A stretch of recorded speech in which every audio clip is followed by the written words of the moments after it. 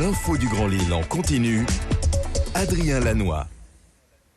Vendredi 6 janvier 2017, 7h30 en direct. Très bon réveil à toutes et à tous. Bon appétit également si vous prenez votre petit déjeuner avec nous et bon courage si vous partez travailler. L'info à la une, c'est bien sûr la météo, les températures négatives, le froid. Ce matin, moins 4 degrés relevés à 6h à Lille. Du givre et du verglas dans la métropole lilloise, mais bien moins que prévu tout de même.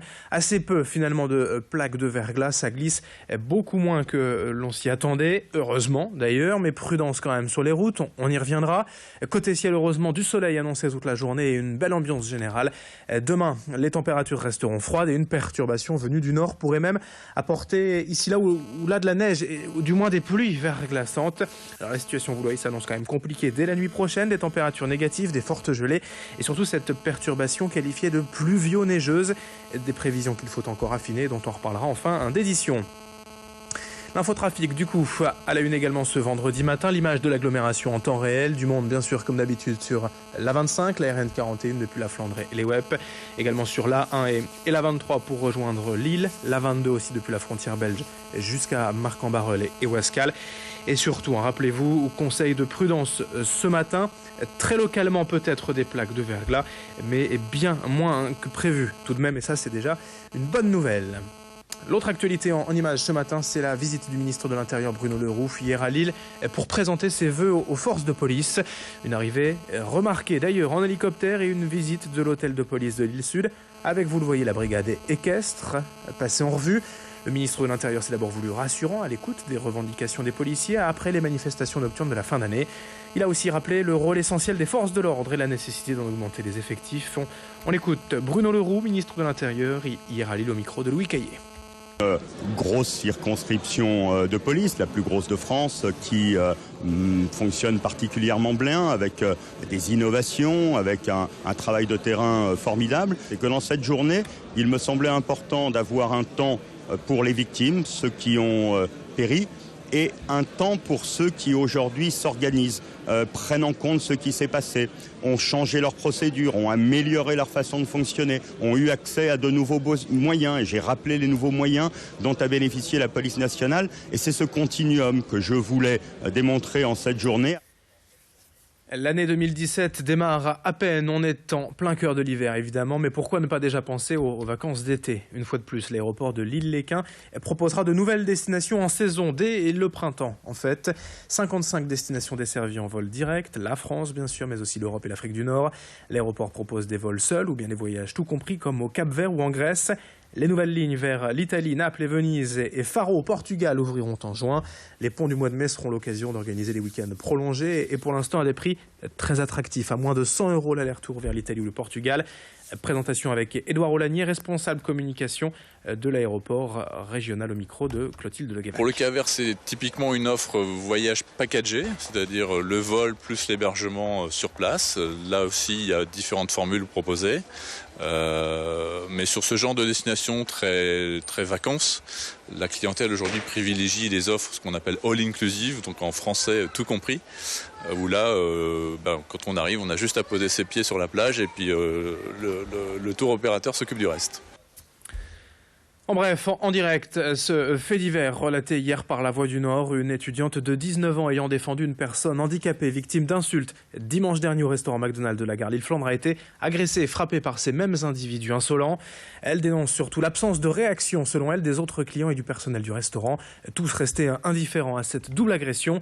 L'étudiante a porté plainte et le directeur du fast-food tient à la disposition de la police les images de vidéosurveillance. À Marc-en-Barœul, hier matin, 2 octogénaires ont été grièvement blessés alors qu'ils chargeaient leur voiture devant chez eux, rue du Marquisat. Un autre véhicule arrivant en près d'eux a glissé sur une plaque de verglas et est venu violemment les percuter. Ils ont été tous deux transportés à l'hôpital dans un état grave. 7h34 dans le reste de cette édition, alors que la neige est annoncée localement la nuit prochaine. Et pourquoi ne pas faire comme si l'on profitait à fond de l'hiver en allant en ski et sur le terri de Neu-les-Mines sur la base de Loisy-Nord. Le domaine classé station de montagne est la piste équivalente à une rouge pour les connaisseurs. 2 téléskis ont été installés, un pour les débutants, un autre pour les plus initiés. Ici, on peut skier toute l'année, même en été, ça n'est pas de la neige, c'est un tapis géant de plastique, donnant l'impression de glisse comme sur la neige. Un bon moyen de se remettre en jambes avant les vacances ou de découvrir une première fois le plaisir du ski. Présentation et explication au micro de Céline Huret. Si on ne cherche pas à gagner d'argent, on est un peu dans le service public.